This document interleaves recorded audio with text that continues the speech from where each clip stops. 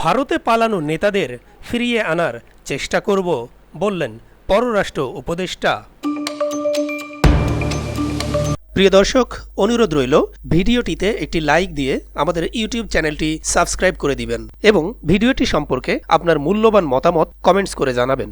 ভারতে পালিয়ে যাওয়া আওয়ামী লীগের নেতা ও সাবেক মন্ত্রীদের ফেরত আনার উদ্যোগ নেওয়া হবে বলে জানিয়েছেন পররাষ্ট্র উপদেষ্টা মোহাম্মদ তৌহিদ হোসেন।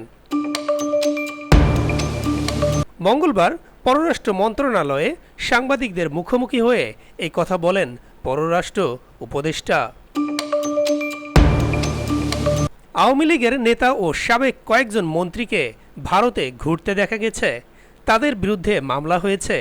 তাদের ফেরত আনার কোনো উদ্যোগ নিয়েছেন কিনা এমন প্রশ্নের জবাবে পররাষ্ট্র উপদেষ্টা বলেন, তারা সেখানে ঘুরছেন সেটি আপনারা পত্রপত্রিকায় দেখেছেন, আমিও ততটুকুই দেখেছি।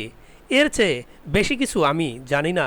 যেহেতু মামলা হচ্ছে বা হয়েছে, কোর্ট যদি বলে তাদের হাজির করতে হবে, অবশ্যই আমরা তাদের ফিরিয়ে আনার চেষ্টা করব।